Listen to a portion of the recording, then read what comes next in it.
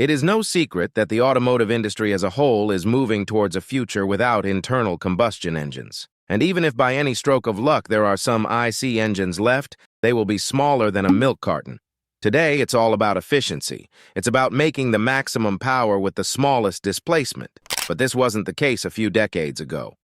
Before all these strict emission norms came into place, it was about the big bores and huge displacements. Don't get us wrong, we are here for the high horsepower forced induction engines, but there is something magical about a huge, naturally aspirated gas engine. America's love for big engines cannot be measured, and over the years, the country's automakers have created some of the largest mass-produced engines in the world. And this list is the compilation of some of those colossal engines that have made their way into the production cars from different eras of the American motoring history. So let's take a look at 10 of the biggest engines that American manufacturers ever put in their cars. Ford 428 FE V8.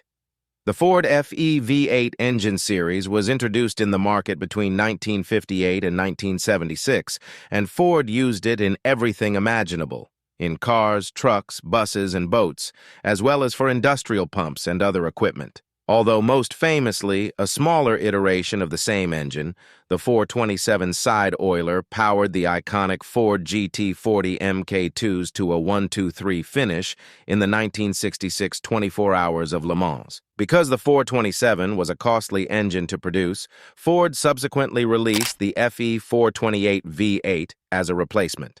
The 428 cubic inches, 7.0-liter engine was created by combining components that had worked effectively in previous generations of the FE. The 428 powered models like Galaxies, Thunderbirds, Mustangs, Mercury Cougars, certain AC Shelby Cobras, and a variety of other Fords from 1968. It produced a maximum of 360 horsepower and 420 pound-feet in its highest-performing iteration.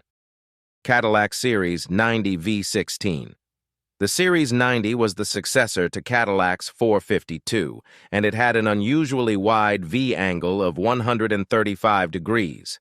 It was a wider but much lower engine that was designed to suit the driving tastes of the late 1930s.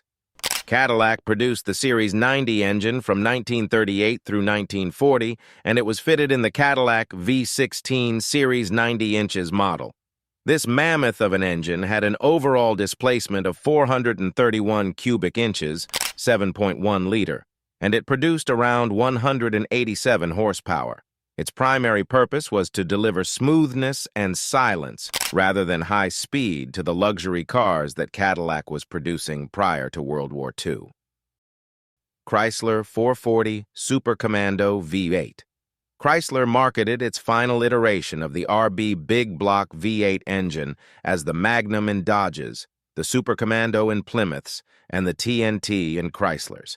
However, at its heart, it was a 440 cubic inch cast iron block engine that came with iron heads and a bore of 4.32 inches, and its highest performing version produced a whopping 390 horsepower, which was insane for the time.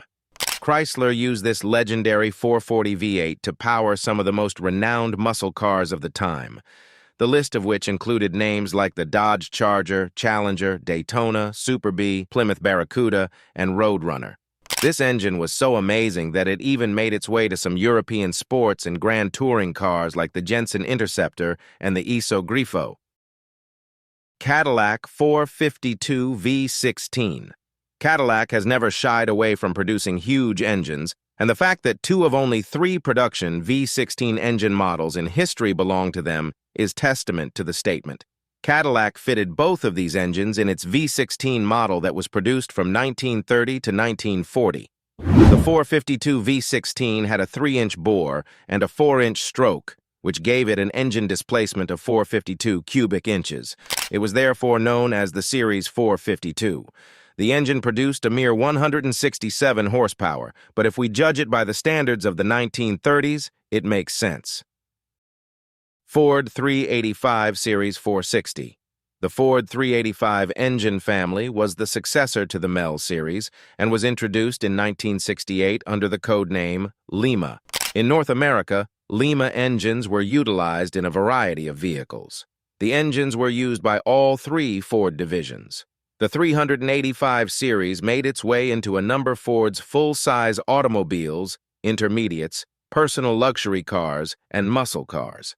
The largest of these Lima engines was the 7.5-liter 460 V8, which was first exclusive to Lincoln but was eventually released for Mercury and other Ford cars the following year in 1972. Moving on, the 460 remained mostly unaltered until 1994, with modest ECU and compression ratio changes boosting the output to 245 horsepower and 410 foot-pounds for the final 3 years of its existence. Ford 462 MEL V8. Ford created the Mercury Edsel Lincoln, or MEL, engine series for its aspiring new Edsel brand.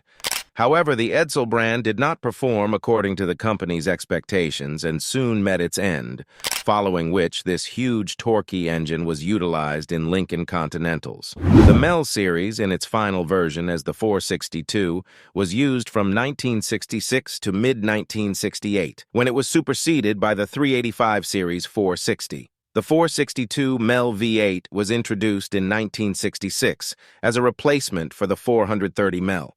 Bored to 462 cubic inches, the engine generated a respectable 340 horsepower and up to 485 pound-feet of torque. Ford also fitted the 462 with hydraulic lifters and a 4-barrel Carter AFB carburetor. Marman V16. The third and the last V16 engine on this list belonged to Marman Motor Car Company, which was a car maker that began producing automobiles in 1902. Marman had begun working on the world's first V16 engine in 1927, but due to the stock market crash of 1929, it could not finish the engine on time, and Cadillac became the first company with a V16. The Marman 16 was produced for 3 years from 1931 to 1933. The engine had a displacement of 491 cubic inches and produced around 200 horsepower. It was an all-aluminum design with steel cylinder liners and a 45 degrees bank angle. Although the company did not survive for much longer, it certainly added its name to the automotive industry for pioneering the V16 engine. GM Vortek 8100. The 8.1-liter Vortek V8 was GM's final big block engine, which soldiered on to retain the company's big block heritage, despite the debut of the now iconic LS engine series at the time. The Vortek 8.1, also known as the 8100, was one of the last engines to ever wear the bow tie logo and claim the title of the biggest passenger vehicle engine. During its 8-year manufacturing run, the Vortek 8100 was seen under the hoods of a ton of passenger haulers like GMC Yukon XL 2500, GMC Sierra, Chevrolet Suburban, Chevrolet Silverado, and Chevrolet Kodiak. It was also used in maritime, recreational, and war vehicles. As for the power it made, the numbers varied from vehicle to vehicle, but in its highest performing version, it made a decent 340 horsepower with 455 pound-feet of torque. Cadillac 500 V8. The 500 V8 was not only Cadillac's largest engine at 500 cubic inches or 8.2 liters, but it was also the largest engine ever manufactured for a mass-produced automobile. The 500 was only available in the El Dorado until 1975, when it became standard in all Cadillacs, except the Seville, which had a fuel-injected Oldsmobile 350. The power output of the 500 was listed at 400 horsepower and 575 pound-feet of torque when it was first introduced, but it gradually fell over the course of its 6-year manufacture. By 1976, the same engine had just 190 horsepower and 360 pound-feet of torque. Furthermore, the oil crisis at the time made it even more difficult for this behemoth of an engine, and it consequently became outdated. Dodge V10. Over the years, the mad folks at Dodge have given the industry some of the biggest and baddest engines, and their gargantuan 8.4-liter V10 dwarfs almost every other engine on this list. This engine fully abided by the saying of theirs, "no replacement for displacement," and powered the legendary Viper. However, when the Viper production ended in 2017, this engine also met its end. At the time, it generated an astounding 645 horsepower and 600 pound-feet of torque, making it one of the most powerful, naturally aspirated engines ever. Well, there you have it. 10 largest engines American manufacturers ever put in their cars. Have we missed any more? What engines did you think should be in this list instead? Comment down below and let's discuss. Also, don't forget to hit that subscribe and like button to keep you updated on our future uploads. Until then, I'll catch you on the next one.